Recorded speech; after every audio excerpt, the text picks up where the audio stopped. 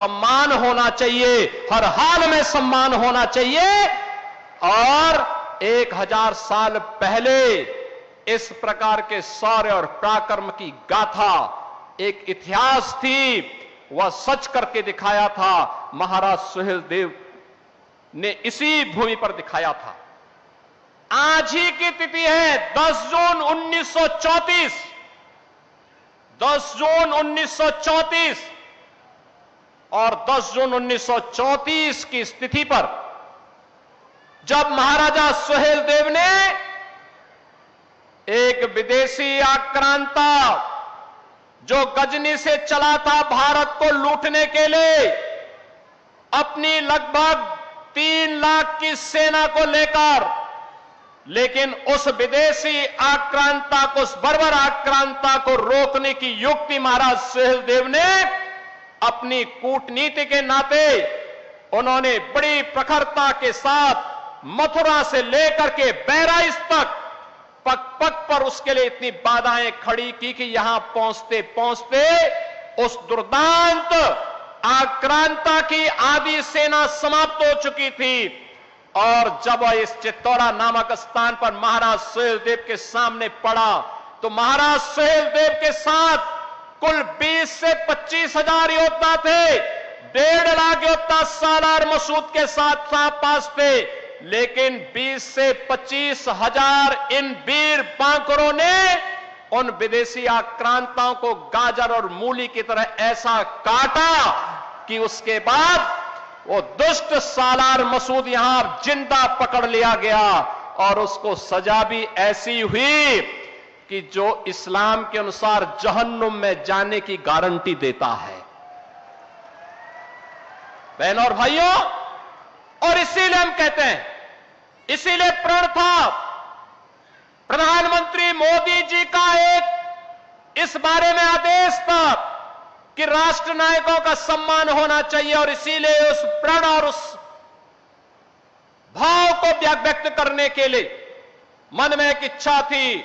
महाराजा सुहेलदेव को जो सम्मान मिलना चाहिए था, इतिहास ने भले ही उनके साथ नाइंसाफी की है, लेकिन डबल इंजन की सरकार उनके साथ नाइंसाफी नहीं होने देगी, क्योंकि हमारे सामने प्रेरणा पुरुष के रूप में ऐसा महापुरुष शौर्य और पराक्रम का प्रतीक होना ही चाहिए जो महाराज सुहेलदेव के रूप में आज हमारे सामने है।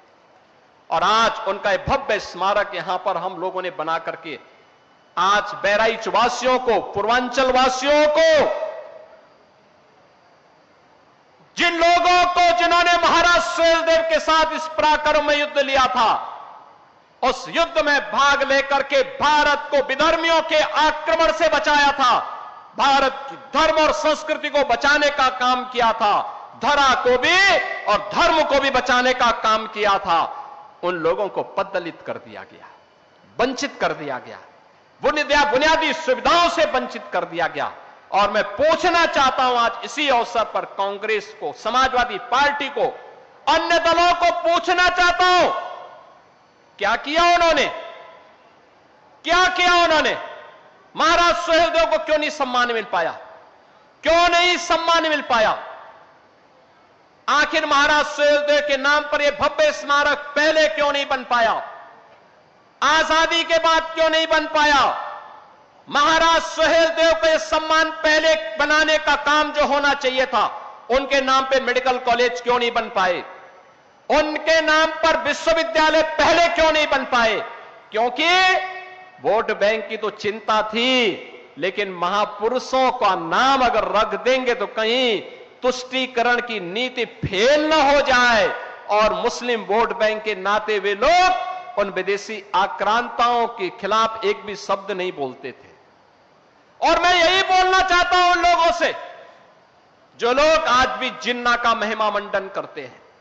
मैं पूछना चाहता हूं, जब भारतीय जनता पार्टी राष्ट्र नायक, राष्ट्रीय शिल्पी, लौह पुरुष सरदार वल्लभ भाई पटेल की जयंती के कार्यक्रम को यहां पर पूरे प्रदेश के अंदर और देश के अंदर मनाती है, प्रधानमंत्री जी ने स्टैच्यू ऑफ यूनिटी के नाम पर लोह पुरुष सरदार वल्लभ भाई पटेल की दुनिया की सबसे बड़ी प्रतिमा को स्थापना केवड़िया गुजरात में स्थापित कराया, तब समाजवादी पार्टी जिन्ना का गुणगान करती है, राष्ट्र तोड़क जिन्ना का गुणगान करती है। जब हम लोग महाराजा सुहेलदेव के विजयोत्सव को मनाने की बात करते थे, तब कांग्रेस और समाजवादी पार्टी में होड़ लगती थी कि नहीं, गाजी मियां का विवाह होना चाहिए। हमने कहा विदेशी आक्रांताओं का महिमा मंडन नहीं होना चाहिए। और मैं धन्यवाद दूंगा उन सभी लोगों को जिन्होंने इस बार से गाजी के नाम पर होने वाले आयोजनों को पूरी तरह से बंद करवा दिया है। विदेशी आक्रांता के नाम पर कोई आयोजन नहीं होने चाहिए। आयोजन होंगे महाराज सुहेलदेव के नाम पर होंगे। बहराइच का मुख्य आयोजन होगा तो महाराज सुहेलदेव के नाम पर होगा। बहराइच का मुख्य आयोजन होगा बालार कृषि के नाम पर होगा। इस मंडल का मुख्य आयोजन होगा आदि शक्ति मां पाटेश्वरी के नाम पर होगा, किसी विदेशी आक्रांता के नाम पर नहीं होगा। और इस संकल्प के साथ आज हम सब आपके पास आए हैं। कौन वे लोग थे जिन्होंने इन महापुरुषों को सम्मान से वंचित किया? कौन वे लोग थे? कौन वे लोग थे जो अयोध्या में राम मंदिर का विरोध कर रहे थे? कौन वे लोग थे जो काशी में काशी विश्वनाथ धाम का विरोध कर रहे थे? कौन लोग थे जो महाराजा बिजली पासी के शौर्य और पराक्रम को भुलाने का काम करते थे? जैसा स्मारक यहां पर महाराज सुहेलदेव का बना है, ऐसा ही भव्य स्मारक महाराजा बिजली पासी का हम लखनऊ में बनाने जा रहे हैं। लखनऊ में बनेगा। उन्होंने भी विदेशी आक्रांताओं को रोका था, दमदारी के साथ रोका था और उनके साथ युद्ध करते हुए, उन्हें पछाड़ते हुए विदेशी आक्रांताओं को धूल दूषित करने का काम किया था। और महाराजा बिजली पासी के नाम पर लखनऊ में इसी प्रकार का भव्य स्मारक बनाने की तैयारी हमारी सरकार ने प्रारंभ किया है। बहनों और भाइयों, 1857 की क्रांति की 4 वीरांगनाओं ने, महारानी लक्ष्मीबाई ने झांसी का मोर्चा संभाला था, वीरांगना अवंतीबाई ने, वीरांगना झलकारी बाई ने और वीरांगना उदा देवी ने भी अंग्रेजों के दांत खट्टे करने के काम किए थे। आपको याद होगा, इन तीनों वीरांगनाओं के नाम पर, महारानी लक्ष्मीबाई के नाम पर झांसी के मेडिकल कॉलेज और विश्वविद्यालय का नामकरण किया जा चुका है। और महारानी वीरांगना अवंतीबाई लोधी के नाम पर डबल इंजन की सरकार ने बदायूं में महिला पीएसी की एक नई बटालियन का गठन किया है और उसका नामकरण और बड़ी ऐसे ही अश्वारोही प्रतिमा महारानी अवंतीबाई का वहां पर हम लोग वीरांगना अवंतीबाई का लगाने जा रहे हैं। वीरांगना उदा देवी का एक भव्य प्रतिमा का निर्माण लखनऊ में महिला पीएसी की महिला बटालियन का हमने गठन करने की कार्रवाई चल रही है। लगभग 35-40% काम हो चुका है। जैसे कार्य पूरा होगा, वीरांगना उदा देवी पासी की एक भव्य प्रतिमा, अश्वारोही प्रतिमा, तलवार लहराते हुए वीरांगना के भाव के साथ दुश्मन को ललकारते हुए एक भव्य प्रतिमा की स्थापना हम लोग लखनऊ में करने जा रहे हैं। और झलकारी बाई, वीरांगना झलकारी बाई का के नाम पर महिला पीएसी बटालियन का गठन गोरखपुर में हो रहा है। वहां पर उनके नाम पर हम लोग वहां पर भी इसी प्रकार की भव्य प्रतिमा की स्थापना करने जा रहे हैं। आपको याद होगा, बाबा साहब डॉक्टर भीमराव अंबेडकर के पंचतीर्थ देश के अंदर प्रधानमंत्री मोदी जी ने बनाए, उनके निर्देशन में बने। पंचतीर्थ के साथ साथ बाबा साहब भीमराव अंबेडकर से जुड़े हुए स्थलों को सम्मान मिले।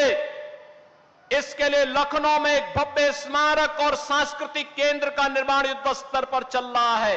इस वर्ष के अंत तक वह भव्य स्मारक बन करके तैयार होगा और हम उम्मीद करते हैं कि बाबा साहब की पुण्यतिथि 6 दिसंबर तक वह बन करके तैयार होकर के अनुसूचित जाति जनजाति के छात्रों के लिए स्कॉलरशिप की व्यवस्था देते हुए उसका संचालन भी हम आगे करने का काम करेंगे।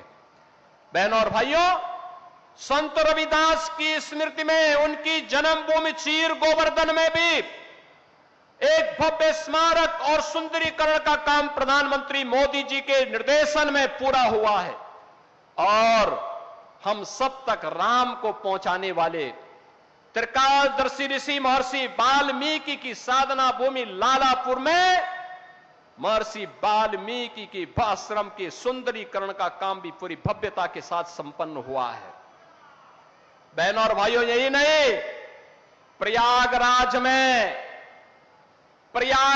में जहां पर भगवान राम, मां जानकी और लक्ष्मण जी को निषाद राज ने गंगा पार कराई थी, वहां पर आप भी एक बार जाइए और वहां पर देखें कितना भव्य स्मारक भगवान राम और निषाद राज के मिलन का बन चुका है। यह है भारत के विरासत के प्रति सम्मान का भाव। आज तो कोई अयोध्या में भगवान राम के मंदिर बनाने पर प्रश्न नहीं खड़ा कर सकता। अब तो ये नारा जो कभी लगाया करते थे कि रामलला हम आएंगे, मंदिर वहीं बनाएंगे, अब तो भगवान राम के मंदिर में, भगवान राम का अयोध्या में मंदिर भी बन चुका है, भगवान राम का भव्य मंदिर भी बन गया है और राजा राम का भी भव्य दरबार अयोध्या में राम मंदिर में सज चुका है। अब अयोध्या दुनिया की सुंदरतम नगरी हो गई है, नैमिषारण्य सुंदरतम नगरी हो रही है। और आज के इस अवसर पर जब हम एक कार्यक्रम आगे कर रहे हैं, आज महाराजा बलभद्र सिंह जी की भी पावन जयंती है। इस अवसर पर मैं उनकी स्मृतियों को भी नमन करता हूं। मैं धन्यवाद दूंगा, आज से 80 वर्ष पहले, 75 वर्ष पहले महाराज सुहेलदेव की इस प्रतिमा की स्थापना महाराजा वीरेंद्र भद्र सिंह जी ने यहां पर कराया था। मैं उनकी स्मृतियों को नमन करता हूं। आज इसीलिए इस भव्य स्मारक में जिन्होंने सबसे पहले जमीन भी दान दी और दान देने के साथ साथ जिन्होंने आज से 75 वर्ष पहले महाराजा सुहेलदेव के भव्य एक प्रतिमा यहां पर स्थापित करके कार्यक्रम प्रारंभ किया था। ऐसा नहीं कि मुझे पहली बार आने का अवसर प्राप्त हुआ। जब प्रधानमंत्री मोदी जी ने 2021 में इस कार्यक्रम का शुभारंभ किया था, तब भी मैं आया था और 25 साल पहले भी मैं आया था यहां पर। तब बहनों और भाइयों, प्रशासन ने तमाम इसमें रुकावटें डाली थी। हम विजय उत्सव मनाने के लिए आए थे 10 जून को, तब भी कार्यक्रम मुझे 3 बार आने का अवसर प्राप्त हुआ था। और आज आत्मा आनंदित है कि हमें महाराजा सुहेलदेव के प्रति कृतज्ञता ज्ञापित करने का एक अवसर इस भव्य स्मारक के माध्यम से डबल इंजन की सरकार को प्राप्त हुआ है। मैं आज के इस अवसर पर महाराजा सुहेलदेव की स्मृतियों को नमन करता हूं और उनके प्रति कृतज्ञता पूर्वक विनम्र श्रद्धांजलि भी अर्पित करता हूं। बहनों और भाइयों, आज जब ये भव्य कार्य हो रहा है, ये शुभ कार्य हो रहा है, तो याद करना इस कार्यक्रम के साथ 1250 करोड़ रुपए की सौगात भी बहराइच वासियों को प्राप्त हो रहा है। कनेक्टिविटी, शिक्षा, स्वास्थ्य, पर्यटन विकास, बुनियादी सुविधाएं, लोक कल्याणकारी योजनाओं के 1200-1250 करोड़ रुपए की परियोजनाएं भी, क्योंकि जब कोई महापुरुष आता है, आज तो हमारे पूर्वज महाराजा सुहेलदेव ही यहां पहुंच चुके हैं अब तो स्वाभाविक रूप से इसका लाभ तो हम सबको प्राप्त होना ही था। और बहराइच वासियों, आपको मैं बधाई दूंगा कि आपने इस आयोजन के साथ अपने आप को जोड़ा है। मैं धन्यवाद दूंगा भारतीय जनता पार्टी सुहेलदेव राजभर पार्टी के अपने पदाधिकारियों को, जिन्होंने आज महाराजा सुहेलदेव के प्रति यह सम्मान का भाव व्यक्त करते हुए प्रातःकाल 7 बजे मैंने फोन किया था तो पता लगा 10,000 की भीड़ आ चुकी है। प्रातः 7 बजे कार्यक्रम 11 बजे के बाद होना था, लेकिन तब भी यह उत्साह आपने दिखाया और आपने साबित कर दिया है कि वास्तव में आयोजन तो, मेला तो महाराजा सुहेलदेव का होना चाहिए, सालार मसूद का नहीं। सालार मसूद का नहीं। सालार मसूद एक आक्रांता था। आक्रांता का मेला और आक्रांता की स्मृति में आयोजन का मतलब गुलामी की मानसिकता। याद करना, प्रधानमंत्री मोदी जी ने हमें आजादी के अमृत महोत्सव वर्ष में एक बात की प्रेरणा दी, 5 प्रण जो देशवासियों को उन्होंने दिलाए थे। विरासत का सम्मान है महाराजा सुहेलदेव। गुलामी की मानसिकता से मुक्ति, सालार मसूद के नाम पर होने वाले आयोजनों पर पूरी तरह रोक लगना, यह गुलामी की मानसिकता से मुक्ति का है। कानून का सम्मान। एक साथ इतनी भारी संख्या में प्रातः काल से लोग आए, शालीनता के साथ कानून का पालन कर रहे हैं और एकता का प्रदर्शन भी कर रहे हैं। कोई जाति का भेद नहीं, कोई मत का भेद नहीं, कोई संप्रदाय का भेद नहीं। हम सब एक हैं।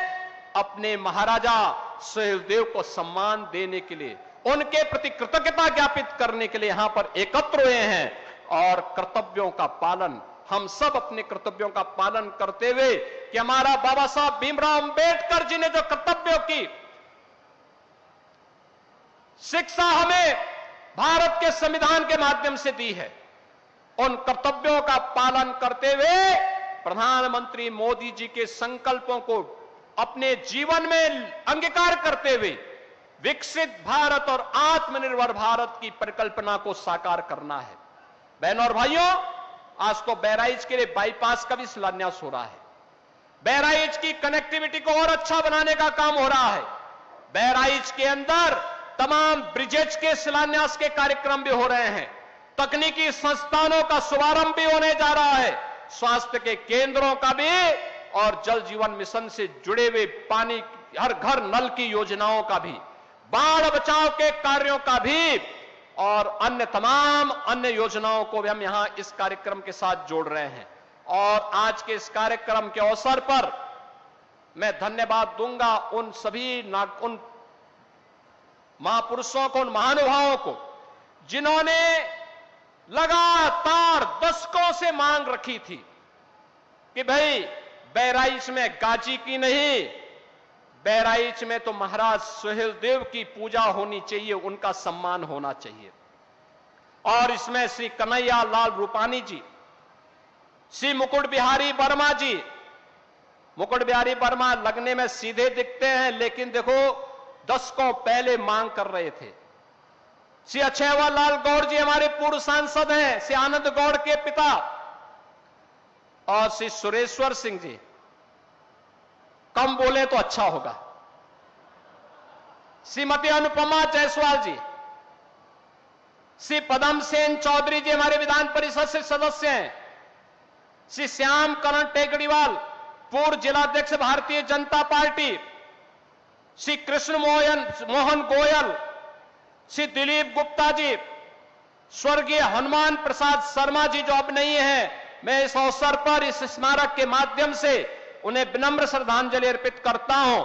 और भगवान सूर्यदेव से, माता पाटेश्वरी से, क्योंकि मां पाटेश्वरी का दर्शन करने के लिए महाराज सुहेलदेव प्रतिदिन देवीपाटन मंदिर जाया करते थे।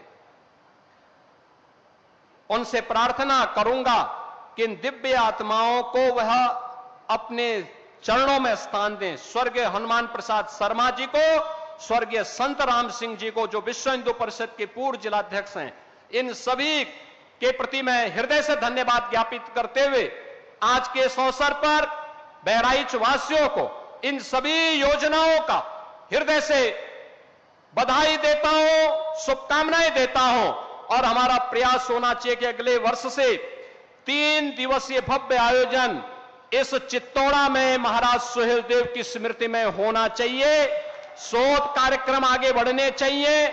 जो ये पत्रिका महाराजा सुहेलदेव स्मृति न्यास के द्वारा यहां पर छापी गई है, इस पत्रिका को घर घर तक पहुंचाने, हर वर्ष एक अच्छी स्कॉलरशिप देते हुए विश्वविद्यालय के छात्रों को स्कॉलरशिप देते हुए इस पर शोध करके एक अच्छी लाइब्रेरी का निर्माण भी होना चाहिए, जिससे आने वाले समय में महाराज सुहेलदेव जैसे राष्ट्र नायकों के नाम को कोई इतिहास के पन्नों से गायब करने का दुस्साहस न कर सके।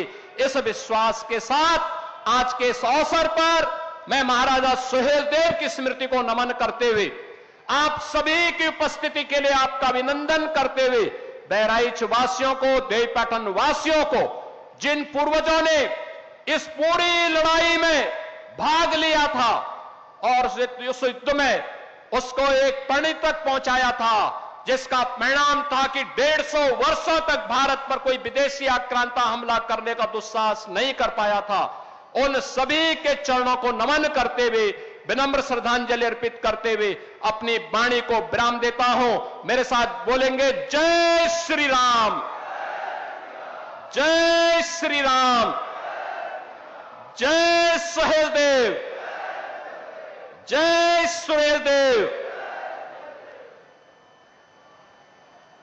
बहुत बहुत साधुवाद माननीय मुख्यमंत्री जी।